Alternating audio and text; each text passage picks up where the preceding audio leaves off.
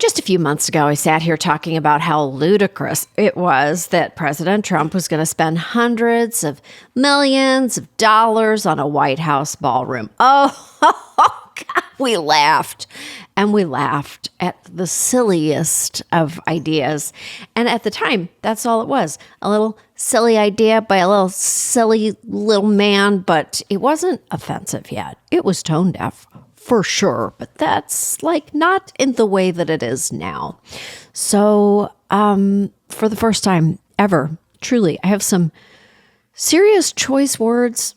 The sequel, not just for the ballroom, but for the destruction of the East Wing of the White House, because I'm sure you'll recall that Trump initially promised that the White House would be untouched for the addition of the ballroom. Shame on anyone who believed that one. And still, even though we knew this was coming, the videos of construction crews demolishing part of the White House actually stopped me in my tracks.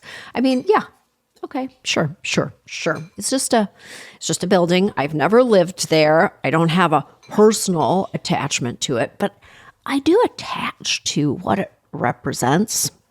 The history that has happened there, good history, bad history, just history. And I'm so infuriated by the blatant disregard that he and his administration have for tradition and what has come before. I mean, these are permanent changes. This is an ego project. Congress could have and absolutely should have intervened, and to do it all while most Americans are tightening their financial belt. I mean, come on. And of course, as I find myself saying after every new egregious thing he does, can you imagine if President Obama had done this? He would have immediately been sent to Guantanamo by a Republican Congress. Don't even kid yourself. Brown suit.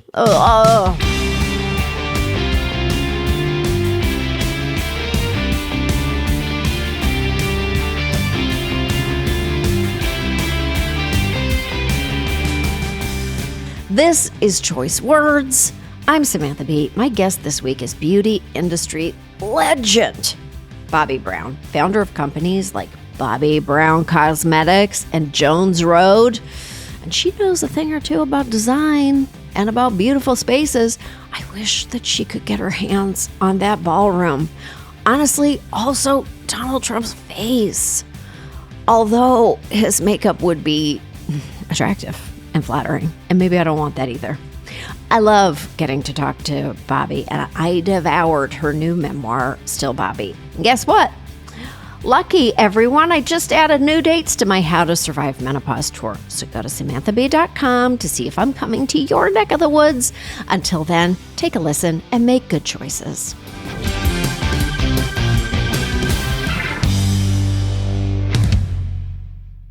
If I fall asleep, just scream at me because I just got back from Paris last night. just got back from Paris? No, yeah. I'll go down on that reverie journey with you. Oh my gosh, how long were you in Paris for? Well, I was in first London for 5 days on book tour, morning, noon, and night, exhausted, yeah. And then we just took the Channel over to Paris for literally 2 days and ate. I mean, you can't even imagine. Well, welcome home from abroad. Tell me about your book tour, because you're a global brand, you're a global person, you're an entrepreneur. Everyone knows you around the world. So what is it like for you to go abroad and be on a book tour? Do people go crazy? Well, in the UK, it was quite something. For whatever reason, it's a market that has really taken to me, and I get a lot of support. And, we had a wonderful, I had a Q&A at the Times of London. It was my last thing I did almost. And, we had over 500 people, which was really nice. And my publisher was so happy because he said normally, people in their 70s show up for these. And this was like a young, crowd of 30 and 40-year-olds. Of course. So, yeah. So it was very nice. Are you like a brain surgeon and people try to pick they ask you for like free advice? They do, but they also ask me for things like, relationship things and, founder things and, being a working mom thing. So it's depending who's listening, it kind of brings out different things. Yes. Well, the book is so okay. For transparency to the audience, you and I have met a couple of times, usually at Gloria Steinem's house, which sounds like a crazy, which really sounds like a crazy thing to say, but it's true. And this book is great because it does, everybody is looking for the secrets to how to be an authentic person or like how to be true to yourself in a world that is constantly asking you to be anything but true to yourself, I think. And so your book is like landing at the perfect moment. And the couple of times that I've met you, I've been so amazed by your self-assuredness and your pragmatism. Do you know what I mean? Like I take that as such a huge compliment. And, my pragmatism, yes. My self-assured, the only thing that I'm self-assured about is this is who I am. Right. I can't, I've tried everyone else. I tried, I tried different personas and none of it worked.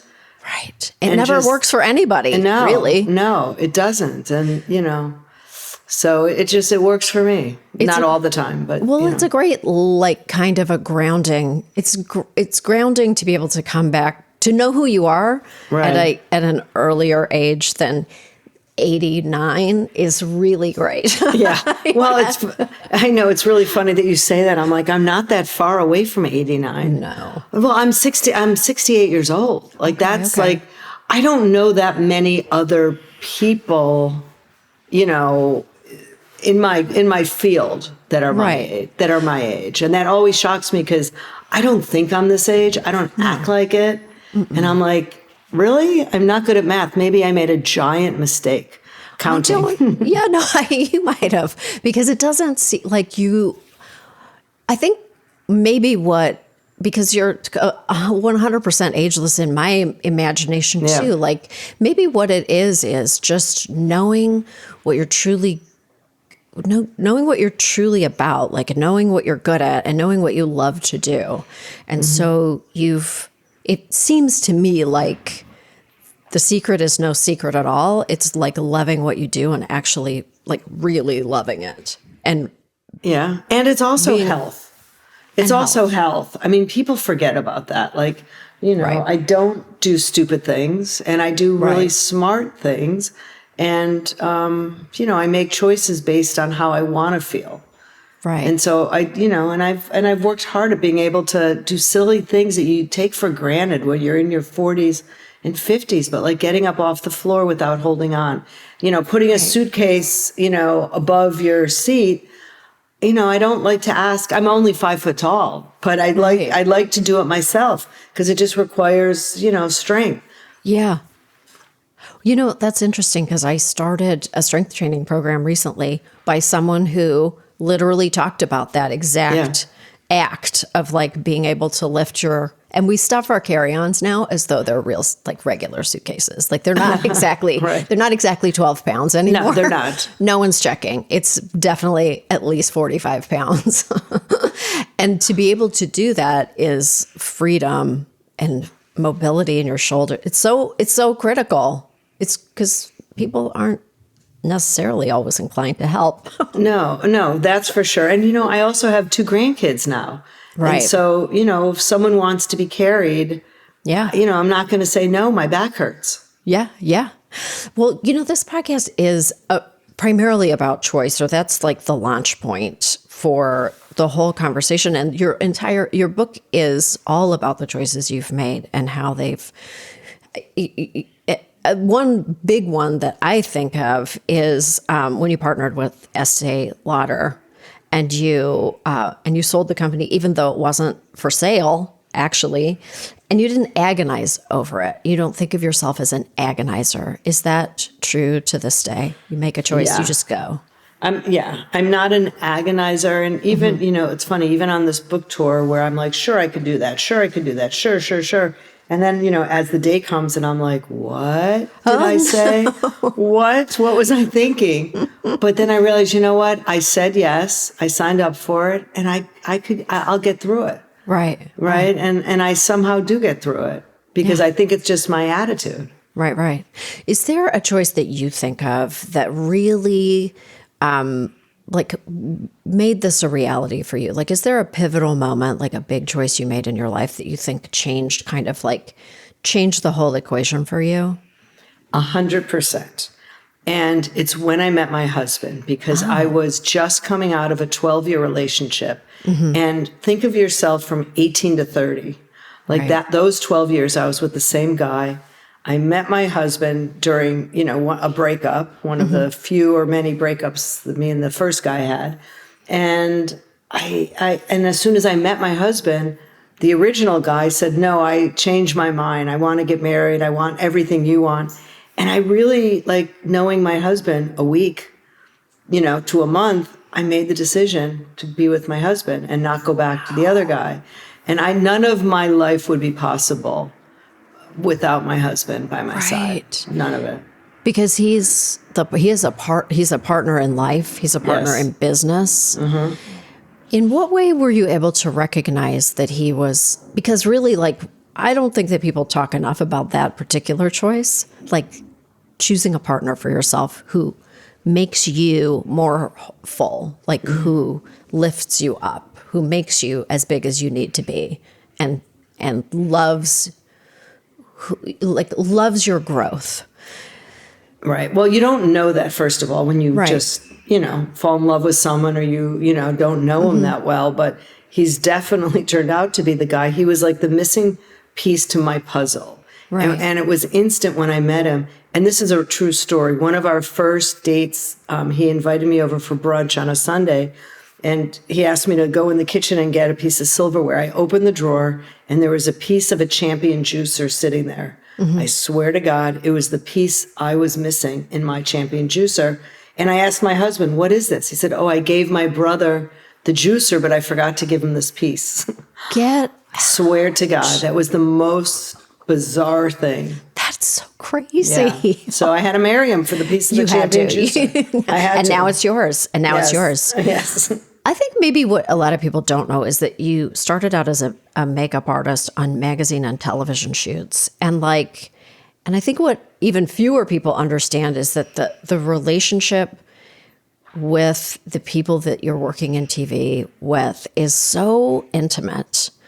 I am such good friends with the woman who worked on my show, Eva Scrivo. We just are lifelong friends because you end up learning about the business. You end up learning about just all of the relationships and how television made. Do you feel like that, all of that behind the scenes knowledge that you gained helped you move forward when you were creating your own business? I mean, 100%. First of all, I think anything that you experience, when you're in similar situations, help form you.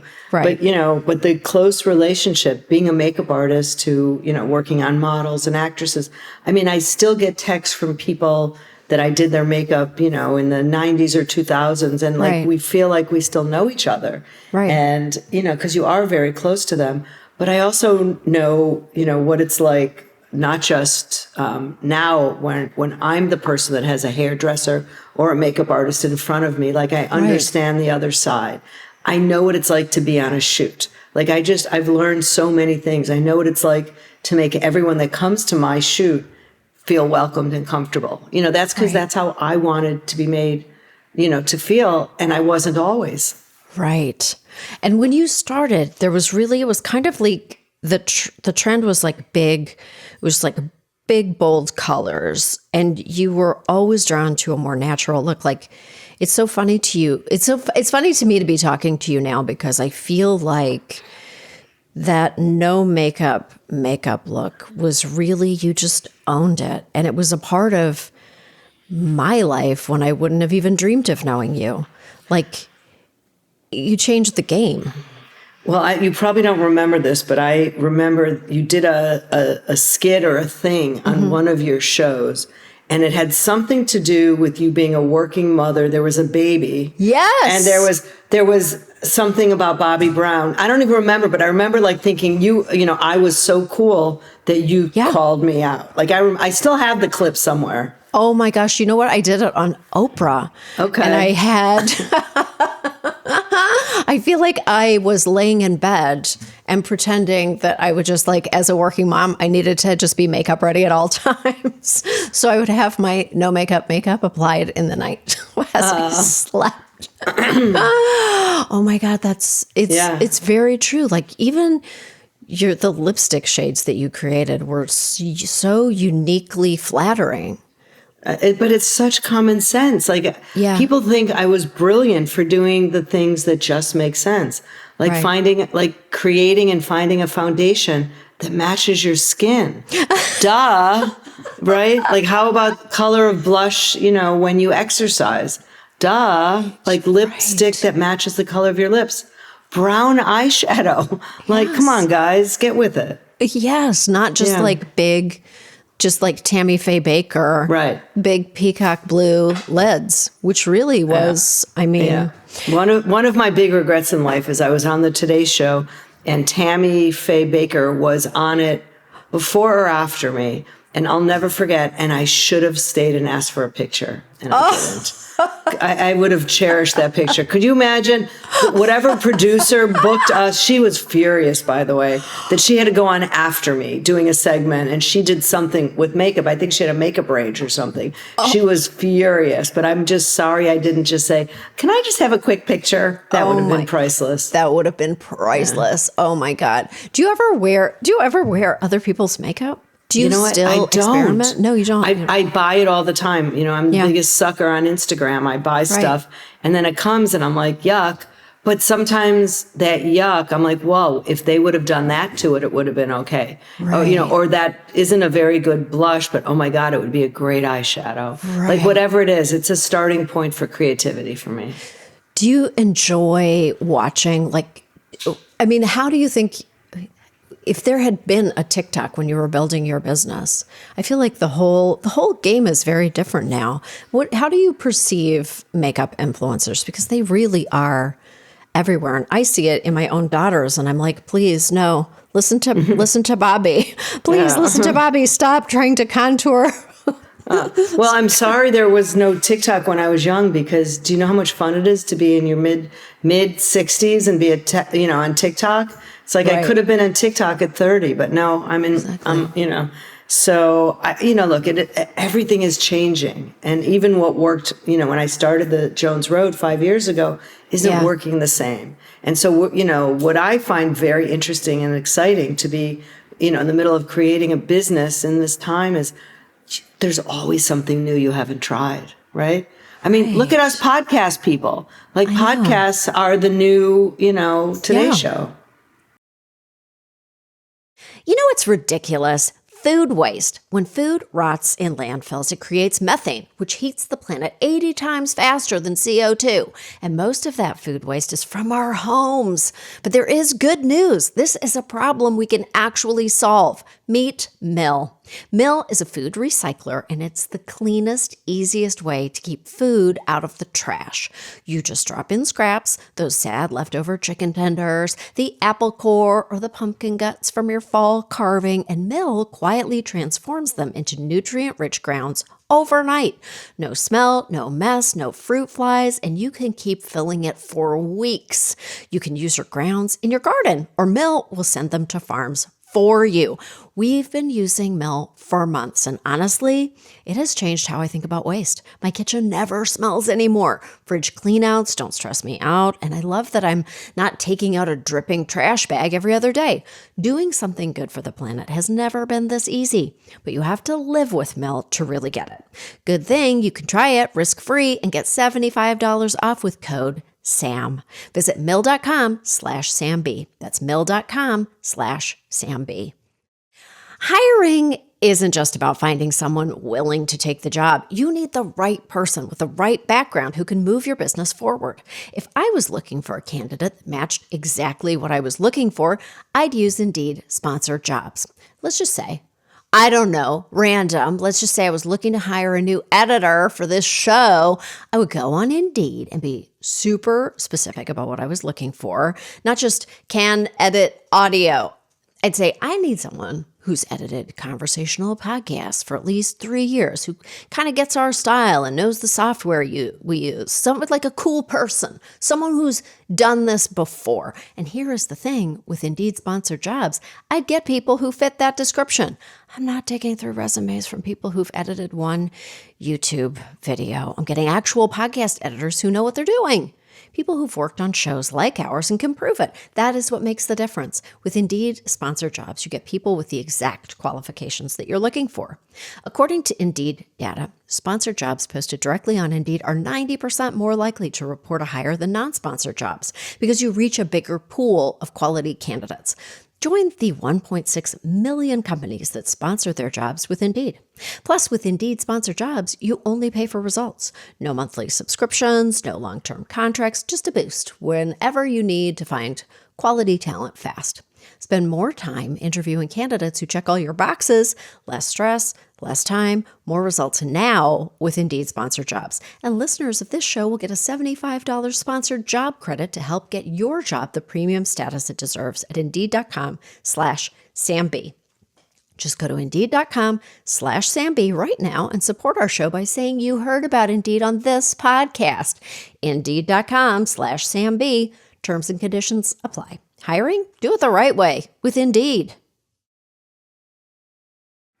What made you start Jones Road? Because I remember when it first came, because I'm a huge fan of your work, obviously. Oh. And as soon as I knew that Jones Road even existed, I was like a shopper. Like I was there because, even your products are like the perfect eyeliner, or I can't remember precisely what it's called, but they are. They actually are the best eyeliner. Right. Well, you know what I did? I named our pencil the best. It is the best. And then I had to stop because I was starting to sound pompous. But So I when I left the old company, I always say the old country. When I left the old country, I didn't think I was going to be in beauty. I had 4.5 years left on a 25-year non-compete. Right. So, and I was not quite 60 yet, but about to be 60. I really thought I was done. And then, after doing a whole bunch of different things, because I'm someone that tries new things and I don't like to be bored, I not only missed what I was doing in beauty, but I saw how the world of beauty changed and how I changed. And I just said, I'm not done. I have things to teach women and I want to do this now. One, about being ageless, it's not about your age. And number two, that it's not about looking perfect. Right. Like those two things were really important. And I was really curious if I'd be able to create a makeup brand with products that really worked with clean ingredients. And I didn't know. And so I have been able to do that. What were the first products that you launched with? Because I feel like one of them was the balm. Yeah, the Miracle Balm. The Miracle Balm was really big. Right. We launched with 4 Miracle Balms, 1 black mascara, which was revolutionary because I never thought I'd be able to create a great, mascara with the clean formula. Right. We also launched with a little kit that had a pencil. Yes. And like a little shimmery eyeshadow and, and a couple lip balms. Yeah. Like lip glosses. So, it was during the pandemic where it's like, guys, you don't need a ton. You don't even need a foundation. Let's just do this. Let me show you how much better you look. Right. And that kind of, started the company. Oh my God, that is amazing. That it was like your own makeup needs informed a brand new business in a way. Yeah. Well, my makeup needs kind of informed my first business too. Right. Yeah. Right. Because it was like, I don't look good in this makeup I'm buying with all these colors. Let me show, I look better with just a little smudge brown eyeshadow. One of the things that I think is not apparent, and I'm actually observing it in my friend Eva, who has who's doing a product launch for in the world of hair care, the immense amount of research and development that goes into even developing a physical pencil that you can put on your eye. I'm fascinated by the science of it. Do you just have a core team of people, or how involved in that process are you? Are you at every step of the way, checking fragrance or there's nothing. How does that there's, work? Yeah, there's nothing that goes out that isn't my 100%. This is great. Yeah. And, I don't have to be involved in the ingredients anymore. I have people for that. I have someone that does regulatory, so I know what, even what we're allowed to say for claims, Right. The first product that we tested was our gel liner, and it was the best results possible. We could say it was, totally water resistant, stayed on, whatever. Yeah. Because we didn't do that in the early products. So, now it's a 5-year-old brand. We're doing more of that. But I do get involved in everything. And we have this new launch in January of this incredible skincare things. And trust me, the what it's supposed to smell like was such a battle, and when we finally got to it and everybody loved it and I didn't. And I just said, guys, I can't say yes to this because I'm not going to want to use it. And so we had to go back to the drawing board and smell the early smells and, kind of start all over. And we ended up landing at a place I think we're all happy with. That's exciting. That must be really it takes so much longer than anybody would think. I often see a product and I'm like, it feels like it went from 0 to 100 in about 3 weeks. And I'm like, I don't think that doesn't feel good to me. No, it doesn't. And, some people are like, this has taken me 4 years to develop. Well, if it's taken you 4 years, there's something wrong with you.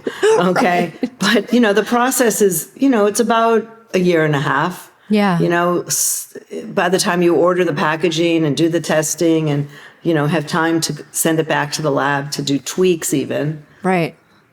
Have you ever done fragrance? Actually, sure. We have 2 fragrances and a third one will be launching.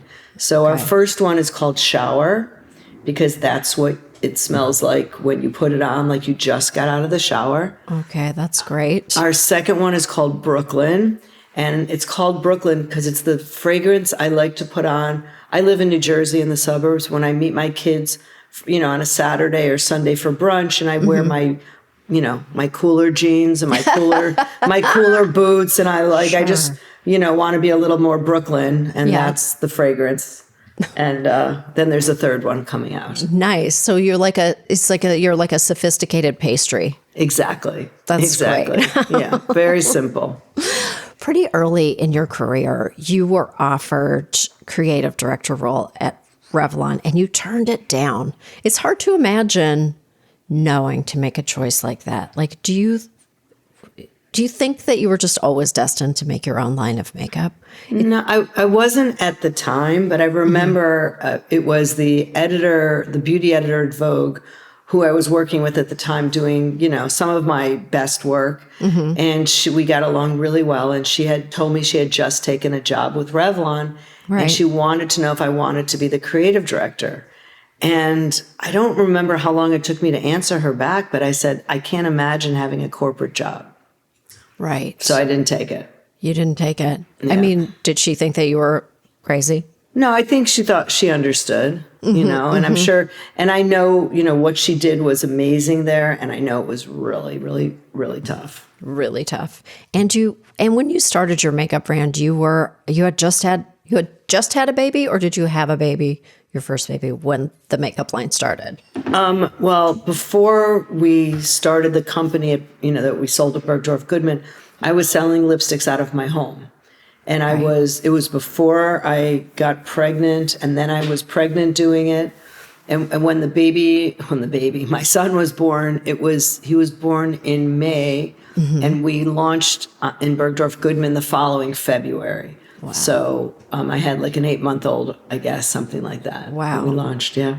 And you would bring him into work. You would bring him into work, and he came with me a lot of places. I still did magazine work and fashion work, and whenever I could, I'd bring the baby to work. I brought those kids everywhere. I'm really enjoying your Instagram, which is very much about I ignored them when they said the number of times you've heard no. Can you speak a little bit about that? What do you think is the force that caused you to just continuously push through all those no's? Well, I'm not going to lie. When someone either gives me criticism or tells me no, my heart kind of drops in my stomach. I get that feeling like, oh, they made me feel bad. But then I just, process it, and then I just move on. And why I'm like that, I don't know. It doesn't take me long. Like if I have a big fight with my husband, by the time, we're done fighting, I forgot why we were fighting. He doesn't, he remembers, but I let go of things. I let go of some things. I don't let go if anyone has ever said anything not nice about my husband or my kids. That I don't let go of. Never. Never. But other things I've learned to let go. So you have like such loyalty to your husband that like no one can trash talk your children or your husband. No, cannot. But you can process it when someone's like, no one's ever going to apply blush with their fingers. Right. Like yes. You must have known, I bet you applied blush with your fingers and you were like, that's just not true. It can't only be me. Right. People will want this. Right. Yes. And a lot of, I've had people say to me, I wrote about it in the book, no one wants to take advice from a soccer mom. Right. And I'm like, yeah, and that's not true. I am a soccer mom. And guess what? I do my makeup in the car because I'm running from soccer to work, to the grocery store. And by the way, there's a lot of consumers that are just like me. I would say of a certain, there's millions and millions and millions. Right. And we all want makeup that we can do like quickly. In 2 seconds. In 2 seconds where we just want to feel alive. Yes. Like we don't. I keep one of those sticks in my purse at all times. I bought a stick for every, like one of those blush sticks. Yeah. It's in every, it's like my reader glasses. I have one in every purse. Right, because if nothing else works, you can always throw it on your cheeks and lips and look way better. And look awake. Yeah, exactly. Sometimes I just want to look literally awake. Gosh, I grew up on cooking magazines, and I grew up on like Mad Magazine. There wasn't that much to kind of latch onto you. What were you, when you were growing up, like were you always assertive in your decision making? Were you encouraged to make big choices for yourself? And what did you read? Like what were you imbibing, I guess? Well, first of all, where did you grow up? Toronto. Canada, okay. Yeah. All right, you were sounding very Chicago, which is where I grew up. Oh, there's like we have the same little Midwestern something. But I think I was reading like Teen or something, or Teen Beat or something. And there was always a Mad magazine around, but I was I remember discovering a beauty book by Cheryl Tiegs when I was in middle school. Right. That I begged my father to go buy for me. So I was always like looking at, beauty things and wanting to be prettier and wanting to be healthier. And I was such a suburban girl, not even funny. Right. Did you had in the first couple, you had this amazing partner in Leonard Lauder, who recently passed away. How crucial was it to work with him? Well, first of all, it was everything, because I wouldn't have sold the company to a bunch of, any guy in a suit. Right. Like I just wouldn't have. And the company wasn't for sale when he called, we never talked about selling the company. And then he called, and I just trusted that he would be the partner to help me and help us grow the company to where it could possibly be. And, he said things to me like, I know, what you want to do in your life and what you don't want to do. He said, I know you want to be a mother and, a wife and be a creator, but I know you don't want to, spend all your time on logistics and all of this. And I'm like, yep, that is correct. Right. And, he just seemed to be the right guy at the right time. And he was the most, after the choice of my husband, the choice of Leonard Lauder. Right. Was definitely, that choice was like, yep, good choice. Right. And how different is it to be launching another brand in a different way? And your husband and your family, they are they're very involved in this process, right? Well, my husband is the chairman of the board. We have literally, two other people on the board, two of our closest friends who have different things to add to our board. And, my son is on the board and another employee, my first employee, is on the board. So it's very small. Our son is the CEO of Jones Road. He started as this in marketing and just kind of rose to the top. And his wife, who's also the mother of my grandchildren, is the head of brand. So it is a family affair, and they live very close to us. And many, many nights we are at their house because we have dinner with them a couple nights a week. We see the kids. Right. And, we might say a sentence or two about something work, but we really try to, really focus on the grandkids. You're really describing like heaven on earth in a way. Like that's the dream, to kind of have everybody close, have everybody in each other's lives. That's beautiful. I'm very lucky that I married someone that loves the same things I do. Like, we have 3 sons, 2 are married, third one has a girlfriend, and I've inherited their families. Right. My Thanksgiving table is a combination of people from all over the country and all, different, worlds. And it's fantastic because, that really, what's life about except the people you love? 100%. I heard you say, I recall hearing you say, and I might have even heard you say it maybe at Gloria Steinem's house, that you will never meditate. I will never meditate. And it's something, I don't know how to kind of calm down, but I am trying a few different things, and I'm feeling a little bit okay. There's a couple like supplements that kind of shut your brain off, like L-theanine and GABA. I'm like the person, I Google natural Xanax. And it's like, okay, magnesium, GABA and L-theanine. It helps me shut my brain off at night. Did you have trouble sleeping? Are you always like, do you keep a notepad by the bed and you're just like jotting down notes, or is it? No, I don't. And by the way, the things that come in my head are the things I hadn't yet thought about. So, I'm traveling next week. Okay, I have a wedding. What shoes am I going to wear? What am I going to pack that's not going to wrinkle? Like those are my and then I just say, Bobbi, you'll figure that out in the morning. Right. And I talk myself into and I start to appreciate my really nice soft sheets. Oh, and then I go to bed. Okay. Yeah. That's very nice. Are there outlets that you turn to? Are there podcasts that you turn to? Are there, like, when you're working, how do you get into a creative state, I guess? Well, it's not hard. It's harder, shutting off my creative state. So when I'm,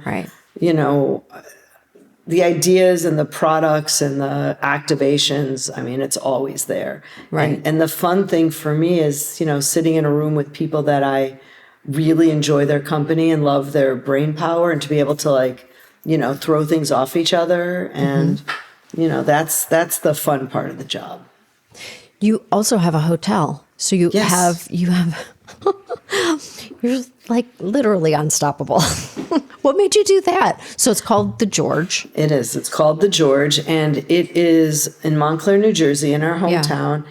And when I called my husband and told him I was leaving Bobbi Brown Cosmetics and Estee Lauder, he said, I just bought a building. He's a developer. And he said, I'm either going to turn it into condos, or why don't we turn it into a hotel? And I said, never thought of that. Okay, that could be fun. And that's how And so it was this beautiful old building that was once a residence. Yeah. And then it turned into some kind of hotel that then turned into like a rooming house, and it was falling apart. There was not even a chance in hell that I would spend one night there until we renovated it. And we just put our teams together, and he did all the heavy stuff, and I got to do the fun things like, paint colors and carpeting and furniture and partnerships and, let me call Dyson and see if we could do a partnership. Let me call Nespresso. Oh, I like those Casper mattresses. That's what I do. That's fun. Right. But yeah, and it's been incredible. I have never been to it, but I've seen photographs of it, and it looks beautiful. And I wonder, is decorating something you that's not even the right word for it, styling. Yes.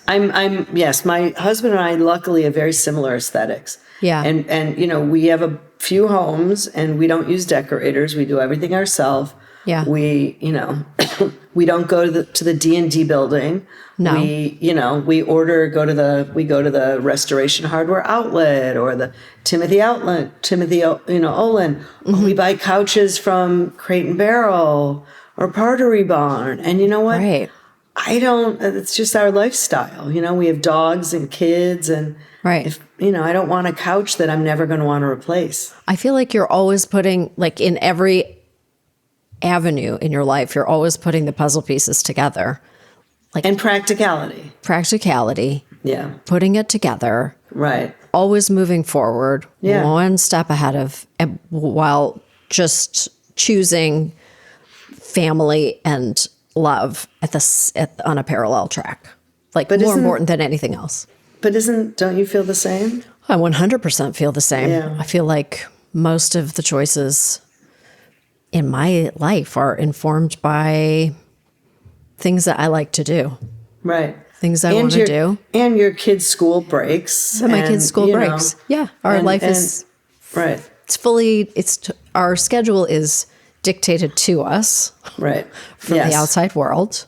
Right. And we accept. Right. And then we make the most of it. Yeah, but the tough thing is when everybody gets older and they have their own families and you discuss family vacations and two people are going here and the other ones might only come for a couple days and this is happening and you're like, oh my God. So, while you still have all that control, enjoy it.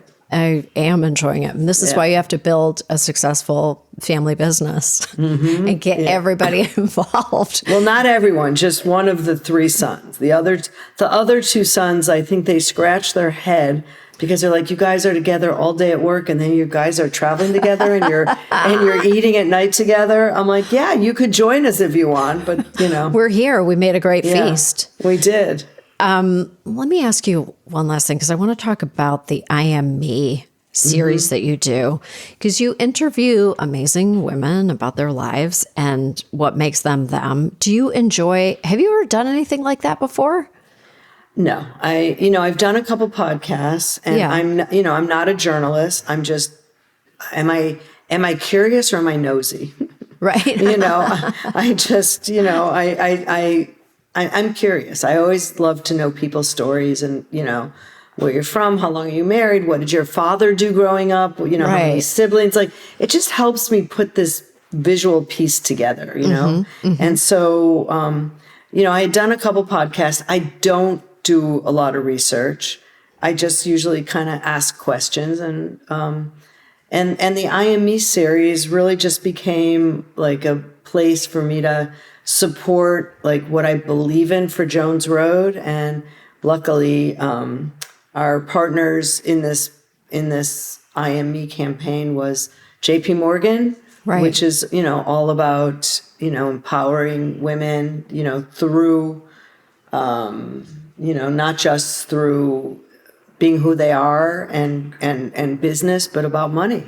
Right. And so it was how can I ask questions about money? But, I was amazing that I learned when I interviewed Gloria, what did your father do? Well, he really didn't work, she said. He was a traveling, guy that sold things at flea markets. That he would, at the end of the school year, he would just dump all this junk he's been collecting, and they would just go from flea market to flea market selling things. What? That's how our Gloria Steinem grew up. Oh my God. Right? And Gloria, when did you learn about money? Right. She goes, well, I never really did, but she did have a business. She started, the Ms. magazine, and so she started learning along the way. Yeah. Yeah. It's one of the hardest things to learn, I think. Yeah. Unless you have somebody who's in your corner teaching you everything you need to know. You do have to, it can be a real process getting comfortable with making $1 and holding on to it and what that means. And asking for what you think that you deserve. It's not easy. It's not a comfortable place for me. Yeah, it's really hard to do. It's really hard to do. This has been, thank you for talking to us when you are like at the tail end of a lot of abroad travel. And on the receiving end of many tarts, many delicious tartlets, many vegetable tarts, lots of savories, many French fries dipped in mayonnaise. Yeah. And the bread. Don't just give me the bread. Of course, you got to give me that cheese. Oh, you got to. Well, right? I mean, come on. What are you going to have bread for if you're not going to put cheese on it? Like exactly. That's not even. That's just a waste of resources. Yeah. The book is great, and you're great, and geez. I don't even know. I'll see you again at Gloria's. I hope so. And if we do another season of IME, please come be a guest. And you can even spend the night at the hotel. Because I did have a big giant sleepover at the hotel. You did? With 31 amazing women. Amazing. And it was probably the best thing that we did. So that's awesome. Yeah. Well, thank you so much and have a great day. Thank you. You too.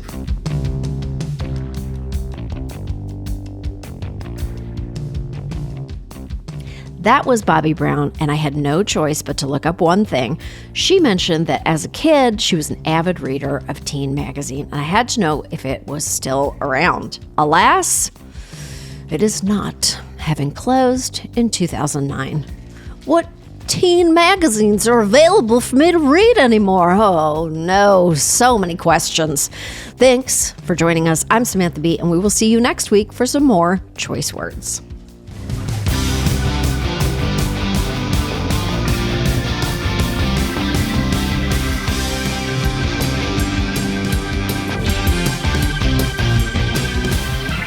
Thank you for listening to Choice Words, which was created by and is hosted by me, Samantha B. The show is produced by Svea Baron-Reinstein with editing and additional producing by Ryan Connor. We're distributed by Lemonada Media, and you can find me at RealSamB on Instagram. Follow Choice Words wherever you get your podcasts or listen ad-free on Amazon Music with your Prime membership.